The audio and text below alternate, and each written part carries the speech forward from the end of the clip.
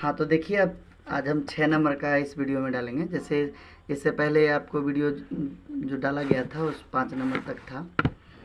6 number में question क्या कह रहा है, जैसे यदि कोण ए और कोण बी न्यून कोण हो, जहाँ कोस ए इक्वल कोस बी, तो दिखाइए कि कोण ए इक्वल कोण बी। ठीक है, कोण ए कोण बी के इक्वल होगा, ये बात दिखाना है। ठीक है, तो फटाफट पहले की तरह जैसे क्वेश्चन उतारते थे वैसे उतार लेते हैं बोर्ड पे, आपको फिर से बताते हैं। तो देखिए क्वेश्चन उतार दिए हैं। ठीक है, क्वेश्चन क्या कह रहा है कि कोण ए और कोण बी दोनों न्यून कोण पे हो। न्यून कोण कहते किसे, जैसे एक समकोण है, समकोण त्रिभुज है,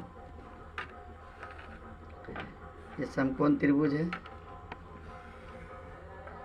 समकोण त्रिभुज का एक कोण, ये वाला कोण 90 डिग्री होता है जिसके कारण ये समकोण कहलाता है। बाकी का दो कोण जो होता है वो न्यून कोण कहलाता है। क्या समझे, 90 डिग्री वाले कोण समकोण कहलाता है, और जो 0 से 90 के बीच का कोण हो उसको न्यून कोण कहा जाता है। तो ये वाला कोण 0 और 90 के बीच का कोण होगा, और ये भी कोण 0 और 90 के बीच का कोण होगा। जैसे कहा जाए तो त्रिभुज के तीनों कोणों का योग 180 डिग्री होता है, जिसमें से एक कोण छांट के निकाल दिया गया 90 डिग्री। ठीक, तो दो कोण जो बचा सो 90 में ही दोनों कोण बचा। इसका मतलब ये अगर 5 होगा तो ये 85 होगा, दोनों मिला के 90। ये अगर 30 होगा तो ये जो है 60 होगा, तभी दोनों मिला के 90। मतलब कुल मिला के ये दोनों को जोड़ के 90 पूरना है। क्या कि ये 90 खुद है और ये दोनों 90 पूरेगा, तभी तो 90 90 180 पूरेगा। ठीक है, तो अगर 5 भी लेते हैं, एक भी अगर लेते हैं, तो एक जो है सो कितना 0 और 90 के बीच का हुआ। अगर ये एक ले लीजिएगा तो ये 89 बचेगा, तो 89 भी 0 और 90 के बीच का हुआ। तो बताइए कि न्यून कोण ये दोनों हुआ ना, ये दोनों न्यून कोण हुआ। इसका नामांकन करते ए बी सी। ठीक है, दो ठो न्यून कोण है। ठीक है, तो क्या कहते हैं, ए और बी दो ठो बोला था न्यून कोण, तो गड़बड़ा दिए। ये तो बी को न्यून कोण नहीं बल्कि सी मतलब बी को जो है समकोण पे डाल दिए। सी को यहाँ हमको रखना चाहिए था, यहाँ बी रखते तो ए और बी दोनों न्यून कोण पे हुआ। अब ठीक है, ए और बी दोनों न्यून कोण का हुआ, बाकी सी के बारे में चर्चा नहीं है, लेकिन जो बचा सो डाल दिए सी। ठीक है, तो देखिए और क्वेश्चन में क्या कहा है कि कोस ए जो है इक्वल है कोस बी का। क्या समझे, कोस ए इक्वल है कोस बी का, तो वही चीज़ यहाँ लिखना होगा आपको सॉल्व में कि जी टी दिया गया है कि जैसे गिवन दैट बोलते हैं, इसका फुल फॉर्म दिया गया है कि कोस ए इक्वल है कोस बी का। ये बात दिया हुआ है इसलिए जी टी लिख दिया। ठीक है, कोस ए इक्वल कोस बी, ये बात दिया हुआ है। ठीक है, अब इसको कोस ए का मतलब कोस का सूत्र क्या होता है आप याद कीजिए। टोटल में सूत्र के बगैर तो कुछ नहीं होने वाला, बी बाय एच होता है, और कोस बी कोस का तो फिर ये भी तो कोस ही है, इसका भी सूत्र वही बी बाय एच होगा। चलिए, तो इसका जिस तरह से थीटा दिया है उस हिसाब से देख करके इसको बी एच बैठा दीजिए, इसको बढ़िया से सेट कर दीजिए। यहाँ पर थीटा ए दिया है तो समकोण से ए के तरफ वाला भुजा बेस कहलाएगा ना। यहाँ थीटा क्या दिया है ए, तो समकोण से ए के तरफ वाला क्या कहलाएगा, बेस, यानी बी कहलाएगा। तो ये वाला बी हुआ और हमको बी ही चाहिए। ये वाला बी जो हुआ सो कौन भुजा है, ए सी। क्या है, ए सी भुजा है, तो बी के जगह पर हम ए सी लिखेंगे। ठीक है, यहाँ तक बी के जगह हम ए सी लिखेंगे। बाय एच बोलता है, तो एच तो इधर वाले भुजा होता है, ये एच का नाम क्या है, ए बी। ठीक है, तो यहाँ पर ए बी लिख देंगे। ठीक है, अब इक्वल था तो इक्वल डाल देंगे।